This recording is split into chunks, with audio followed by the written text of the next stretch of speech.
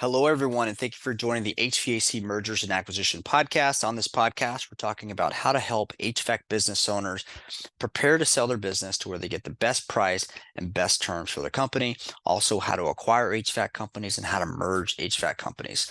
So anything HVAC mergers and acquisition related, we'd love to help. If you'd like more information about what we do, go to www.scaleorexit.com. We have some free content on the site as well to help you along this journey. Okay, today we're going to talk about selling your HVAC company in a down economy. So think about everything that's happening in a down economy, especially with the financial institutions, right? So I know in 2024 right now, interest rates are super high, right? Much higher than they used to be. So with that being said, the buyer has to make sure that if they're taking on debt to buy your business, which many buyers are doing, right? They have to make sure that the uh, that the business can handle it, right? The business is financially healthy enough to handle that debt, right? And so also, in a down economy, sales are affected, profits affected. And so even if a buyer has capital ready to deploy, they have to make sure that your business is going to be successful enough to provide a return to their investors if they're using investor capital.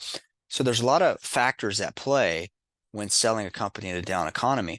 And you may be in a situation where you're at a certain age, where you're wanting to retire, or maybe you're looking to move on to other things, and to where you really want to sell your company. So how do you do that? How do you do that? And I've mentioned this in other videos, but a lot of it ties back to that collaboration and being flexible on the terms, right? The terms of your business. And sometimes terms can change, right? So you can start off with, right now the terms are this way, but at year 3, 4, 5, whatever the number is, the terms change, right? To where, let's say you don't take a lot of capital on up front, right? Because that's risk to the investor, especially with the financial markets the way they are. But once things change, maybe you expect more capital at that point. Maybe they're going to do an acquisition in the future, which is going to increase the overall profitability and team members.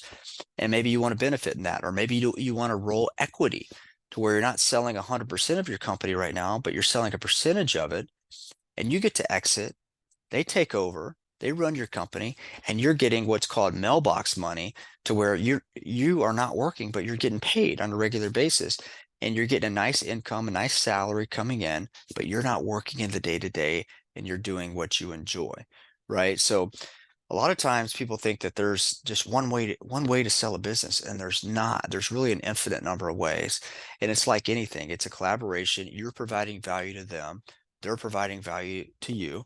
And so you have to just talk through it. And if there's ever an offer made that you feel like is not the right offer, continue the conversation. And because it does get much more difficult for investors and buyers when the economy's down, the business isn't doing as well as it was in the past. And in addition to that, the financial markets or the financial institutions, they're more difficult to work with. So have some flexibility around that if you're looking to sell your company in a down market. Hopefully you found that helpful, and stay tuned for future episodes.